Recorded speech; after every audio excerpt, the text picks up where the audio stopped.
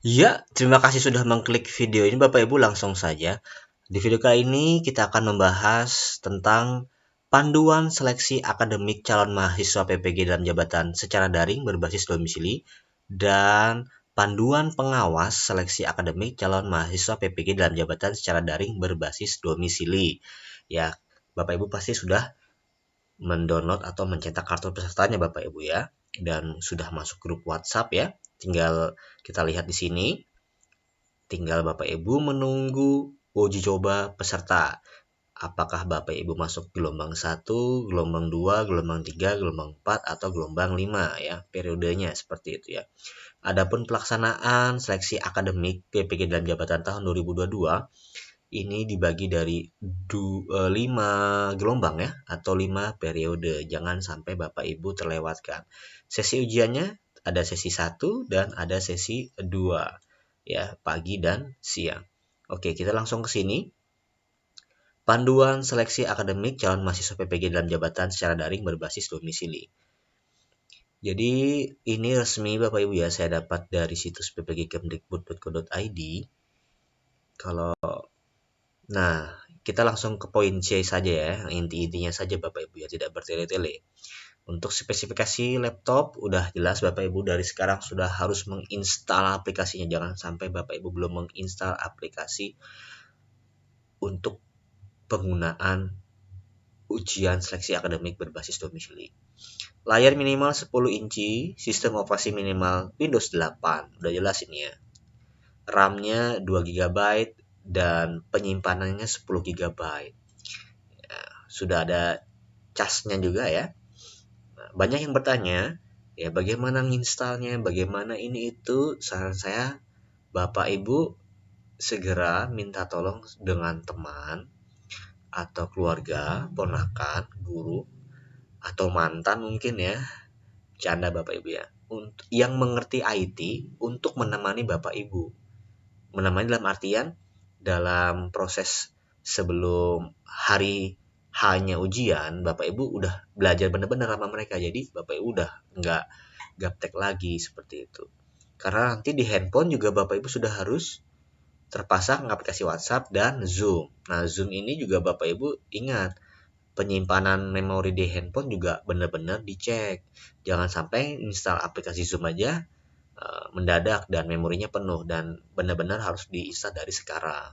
Segera dihapus file-file yang tidak penting atau pindahkan dari HP Bapak Ibu. Nah, di sini dipahami sekali lagi Bapak Ibu, koneksi internet harus stabil. Kuota internet minimal 10 GB Bapak Ibu ya. Oke, 10 GB.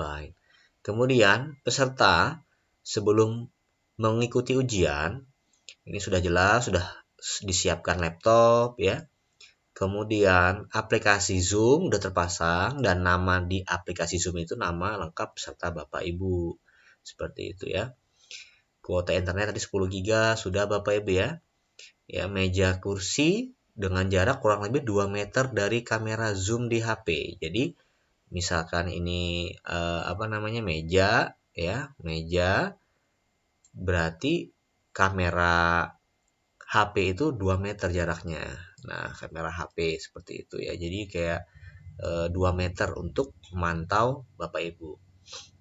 Ingat, hanya diperbolehkan di atas meja itu adalah laptop, botol gelas air minum transparan jika Bapak Ibu ada yang tidak berpuasa ya, ada obat-obatan pribadi, kertas kosong, mungkin nanti ada yang coret-coretan buat mata pelajaran yang ada hitung-hitungannya, satu buah alat tulis, laptop bersih dari kabel lain kecuali cas. Jadi di meja nanti itu tidak ada lagi kabel-kabel yang lain Bapak Ibu ya. Dan ini Bapak Ibu ya, aplikasi SAM Exam Browser sudah harus ada di laptop Bapak Ibu. Nah, kemudian peserta sudah dalam grup WhatsApp dibuat pengawas pada H-2, sudah masuk di H-2 udah masuk Bapak Ibu ya. Bahkan hari ini juga sudah ada yang masuk Bapak Ibu ya. Ini saat pelaksanaan peserta mengikuti dan menaati instruksi arahan pengawas dalam proses verifikasi. Ya, proses verifikasi data, ruang kepengawasan dilakukan dengan menggunakan aplikasi Zoom. Ya, nanti pengawas meminta Bapak Ibu menggunakan HP yang ada Zoom-nya untuk memutar HP ya, melihat keadaan sekitar seperti itu biasanya. Kemudian peserta menyetujui fakta integritas yang disajikan sebelum memulai ujian. Nah, fakta integritas nanti Bapak Ibu harus menyetujui ya. Contoh fakta integritasnya itu seperti ini Bapak Ibu ya. Oke. Nah, ini fakta integritas seleksi akademik calon mahasiswa PPG dalam jabatan secara daring berbasis domisili. Nah, seperti ini Bapak Ibu ya. Di sini nama Bapak Ibu, alamat, bidang studi, dan nomor peserta ujian. Dengan ini menyatakan bahwa saya sanggup tidak menyebarkan dokumen soal baik berupa naskah maupun memfoto soal. Sanggup tidak membuka sumber informasi saat ujian, buku, HP, komputer lain, atau googling. Sanggup mengerjakan ujian sendiri tanpa dilakukan oleh orang lain dan atau dibantu orang lain. Yang keempat, sanggup untuk tidak mengerjakan ujian peserta lain atau membantu mengerjakan ujian peserta lain. Yang kelima, sanggup menaati tata tertib ujian, termasuk tidak melakukan pelanggaran kecurangan selama ujian. Nah, baru di sini nanti Bapak Ibu diganti nama kota Bapak Ibu ya, misalkan Banjarbaru, tanggal berapa, bulan berapa, tahun berapa, di sini tanda tangan dan di sini nama Bapak Ibu ya, seperti itu. Ini fakta integritasnya, contohnya ya Bapak Ibu ya. Oke, lanjut. Peserta menghadap ke layar monitor dengan menampakkan 100% wajah pada laptop. Jadi Bapak Ibu ini memandang laptop itu 100% ke full wajah kayak gitu ya. Jangan sampai kamera zoom itu nanti tidak terlihat wajah Bapak Ibu. Nah, selama pelaksanaan ujian, peserta harus selalu berada di tempat duduk terpantau oleh kamera zoom pada HP. Peserta mengikuti tata tertib yang ditetapkan oleh panitia selama proses ujian. Setelah pelaksanaan ya, peserta menunjukkan kepada pengawas terkait coret-coretan yang ditulis di kertas kosong saat mengerjakan soal ujian dan selanjutnya merobek coretan-coretan tersebut di hadapan pengawas ya. Peserta mengakhiri ujian sesuai arahan pengawas. Tata tertib peserta ujian udah jelas ya. Sudah harus Bapak Ibu memasang aplikasinya, kemudian harus masuk ruang Zoom paling lambat 30 menit. Wah, ini berarti kuotanya udah banyak banget Bapak Ibu ya, karena Zoom itu cukup besar kuotanya ya. Jadi 30 menit sebelum dimulai itu Bapak sudah harus standby. Peserta harus mengikuti ujian sesuai jadwal dan waktu yang telah ditentukan. Peserta harus berpakaian sopan dan rapi.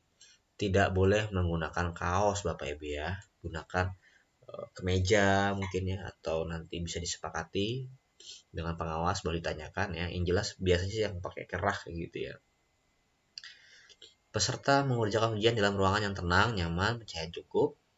Jarak peserta kurang lebih 2 meter dari kamera zoom di HP. Ya, posisi HP berada di samping depan kanan atau kiri. Nah, samping depan kanan atau kiri. Udah jelas tadi ya, yang di atas meja tuh hanya laptop, botol gelas air minum transparan, obat-obatan pribadi, kertas kosong, dan satu alat tulis. Laptop bersih dari kabel lain kecuali kabel cas ya. Ini tadi sudah kita bahas. Nah, di sini apabila pada saat pelaksanaan ujian, tampilan peserta di aplikasi Zoom tidak sesuai petunjuk dan atau aplikasi Zoom peserta mengalami masalah sehingga video tidak tampil di aplikasi pengawas, proses ujian dari peserta tersebut akan diberhentikan untuk sementara. Wah, bahaya sekali Bapak Ibu ya. Jadi, ini kalau kamera di HP Bapak Ibu bermasalah ini bahaya juga nih. Jadi, peserta akan diizinkan untuk melakukan ujian setelah kendala tersebut teratasi dalam waktu maksimal 10 menit. Nah, ada tambahan nih. Kemarin kalau nggak salah 5 menit ya. Ini jadi 10 menit. Apabila peserta tidak bisa menampilkan videonya dalam batas waktu yang ditetapkan, maka ujian dihentikan dan dinyatakan tidak lulus. Wah, ini yang poin yang sangat berat ini ya. Ini jelas nih. Jadi pengawas klik stop begitu Zoom peserta terhenti ya. Jadi wajah Bapak Ibu ini ya, apabila saat pelaksanaan ujian tampilan peserta di aplikasi Zoom tidak sesuai petunjuk dan atau aplikasi Zoom peserta mengalami masalah sehingga video tidak tampil di aplikasi pengawas, proses ujian itu dibandingkan sementara. Lebih dari 10 menit itu dinyatakan tidak lulus. Jadi hati-hati Bapak Ibu ya dengan kamera HP yang digunakan untuk Zoom ini Bapak Ibu ya. Disiapkan dengan betul Bapak Ibu ya. Kalau bisa hari ini ya dicoba-coba aja dulu pakai Zoom, gunakan 2 HP seperti itu dengan teman yang menggunakan Zoom. Nah, dipastikan HP-nya ini jangan sampai bermasalah, terutama baterai, kamera, dan kuota tentunya. Jaringan juga. Kemudian oke, ini sudah tadi. Nah, nih. HP yang digunakan untuk Zoom disetting dalam posisi hening, ya, untuk panggilan telepon dan unmute untuk Zoom, ya. Jadi, panggilan telepon itu posisinya hening saja. Jangan sampai HP itu berbunyi, ya. Peserta dilarang mendokumentasikan dan menyebarkan soal seleksi akademik berbasis domisili dalam bentuk apapun. Peserta dilarang melakukan kegiatan lain ya, yang berhubungan dengan seleksi akademik berbasis domisili. Di sini udah jelas nih, peserta dilarang meninggalkan tempat duduk yang terpantau oleh kamera HP. Ya, peserta dilarang pergi ke toilet selama ujian berlangsung. Jadi Bapak Ibu yang mau buang air kecil atau buang air besar dilakukan sebelum atau setelah ujian. Peserta dilarang makan dan minum atau makan dan merokok ya. Kalau minum sepertinya dibolehkan ya. Di sini diperbolehkan minum air putih dari botol transparan. Nah, seperti itu ya. Pelanggaran dan sanksi ya, ada sanksi ringan, ada sanksi sedang, ada sanksi berat dan sangat berat. Di sini peserta lupa mematikan suara HP. Ini bahaya ya, masih sanksinya diperingatkan. Peserta terlambat masuk di ruang Zoom. Ya, peserta tidak memasang program aplikasi ujian, peserta meninggalkan ruang ujian sebelum waktu selesai. Nih, peserta dinyatakan tidak lulus. Wah, ini aturannya baru Bapak Ibu ya. Bukan ditunda, bukan diulangin ujiannya, tapi dinyatakan tidak lulus. Wah, ini bahaya banget ini Bapak Ibu ya. Jadi jangan sampai terlambat masuk Zoom ya. Jangan sampai tidak memasang aplikasi program ujiannya Bapak Ibu ya. Ini sanksinya sedang padahal, tapi ini tidak lulus ya sudah wassalam Bapak Ibu, nggak lulus seleksi akademik ya nggak bisa ikut PPG kan kayak gitu. Sanksi beratnya peserta menyimpan atau menyebarkan sebagian atau seluruh soal ini sudah dinyatakan tidak lulus ya. Peserta dibantu oleh pihak lain dalam mengerjakan soal atau peserta memasukkan data, ini ada pakai joki gitu ya. Ini juga dinyatakan tidak lulus dan dapat diproses hukum sesuai dengan pelanggaran yang dilakukan. Ya. Ini ketentuan tambahan ya. Jauhkan bala ya, jika terjadi keadaan darurat pada suatu daerah, gempa, badai, longsor, banjir bandang, yang mengganggu pelaksanaan seleksi akademik berbasis domisili, maka pelaksanaan seleksi akademik akan ditunda dan penjadwalan akan diatur lebih lanjut. Jika terjadi gangguan pada server ujian, panitia akan menginformasikan keadaan tersebut kepada peserta ujian dan menghentikan pelaksanaan ujian selama maksimal 60 menit. Jika dalam waktu 60 menit masalah tersebut tidak dapat diatasi, pelaksanaan ujian akan ditunda dan proses selanjutnya akan diinformasikan melalui pengumuman lewat media WhatsApp Group. Jika terjadi putus koneksi nih pada laptop atau HP peserta pada saat ujian berlangsung, peserta diberi kesempatan untuk mengatasi masalah tersebut dalam waktu maksimal 10 menit saja. Selebihnya, peserta tidak diperbolehkan melanjutkan ujian. Jadi ya nilai seadanya seperti itu Bapak Ibu ya. Jadi koneksi jaringan internet, kualitas HP, kualitas laptop itu dia dijaga benar-benar Bapak Ibu, harus prima ya. Oke, ini tadi sudah ya, dan kita ke sini Bapak Ibu ya, ke panduan pengawas. Fungsinya buat apa? Kita pengen tahu nih, pengawas nih ngapain aja sih ya, tapi kita tidak bahas secara detail seperti tadi. Kita lihat inti-intinya saja. Misalkan oke, ini spek alat-alat yang disiapkan pengawas sama ya. Laptop, mereka juga pakai HP juga untuk aplikasi Zoom-nya. Pengawasnya merupakan pegawai di kampus ya, biasanya dosen seperti itu ya. Atau mereka juga hafal IT dan terampil IT. Jadi Bapak Ibu ketika sudah masuk di grup WhatsApp, mungkin jika ada pertanyaan tidak ada salahnya untuk bertanya sama Bapak Ibu pengawas seperti itu ya. Di sini garis besar dan tanggung jawab ya untuk pengawas memastikan bahwa peserta yang mengikuti ujian adalah benar-benar yang terdaftar sebagai peserta dengan mencocokkan kartu identitas diri KTP, kartu peserta ujian dengan wajah peserta. Jadi Bapak Ibu nanti siapin KTP, kartu peserta dan wajah Bapak Ibu ya. Mirip enggak nih ya dengan identitasnya seperti itu ya. Nah, intinya seperti itu, memandu, mengawasi ya. Kemudian di sini tahapan persiapan pengawas. Pengawas sudah bisa membuat grup WhatsApp. Pengawas juga memastikan akun Zoom-nya sudah terlisensi ya. Kemudian pengawas juga bertanggung jawab nih memastikan peserta sudah berhasil menginstal atau memasang semua aplikasi yang dibutuhkan dan peserta sudah berhasil masuk ke laman ujian maksimal H-1 ya, itu di klik file konfigurasi SEB ya. Seperti itu ya. Jika peserta menemui kendala, pengawas diperbolehkan menghubungi peserta melalui video call atau sarana lain untuk memandu peserta. Jadi peserta dan pengawas ini boleh melakukan komunikasi dalam rangka jika ada kendala ya, kendala teknis seperti itu ya. Kemudian di sini ya tahapan hari ketika ujian berlangsung, peserta diminta mengirimkan kartu peserta ujian dan kartu identitas KTP atau SIM melalui WA ke nomor pengawas melalui jalur pribadi atau Japri, bukan di grup. Jadi Bapak Ibu mengirim kartu peserta ujian dan KTP itu bukan lewat grup, tapi lewat nomor pribadi pengawas. Ya, itu perlu dipahami ya.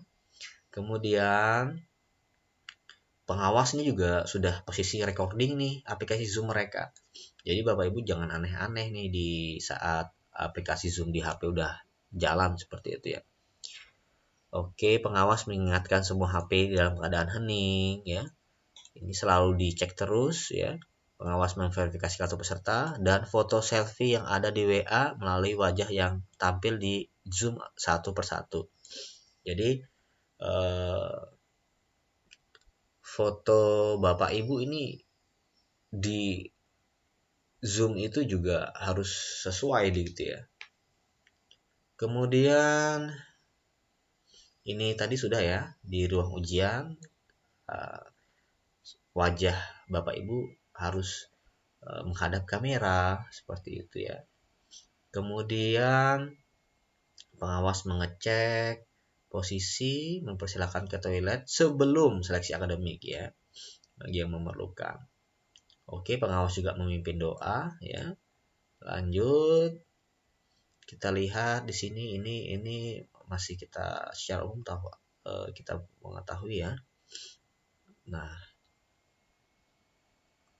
peserta mendapatkan hak mengerjakan selama 2,5 jam atau 150 menit ya. Peserta yang sudah selesai sebelum 2,5 jam tidak boleh meninggalkan tempat. Oke. Jadi Bapak Ibu nih jatah mengerjakan soalnya itu 2,5 jam. Lumayan buat ngabuburit Bapak Ibu ya. Oke. Kita lihat lagi. Ya ini oke, cukup ya. Jangan sampai terlewatkan Bapak Ibu agendanya ini ya. Jangan sampai lupa. Apalagi ini, lihat jam-jamnya nggak boleh sampai telat untuk masuk ke ruangan 30 menit sebelum ujian itu berlangsung. Mungkin itu saja Bapak Ibu yang dapat saya sampaikan. Jangan lupa di like, subscribe, dan di share. Saya doakan Bapak Ibu semoga lancar, jangan gugup. Intinya terus belajar aja setiap hari, ibadah, jaga kesehatan. belajar sesuai kisi-kisi, mudah-mudahan berhasil. Amin. Terima kasih.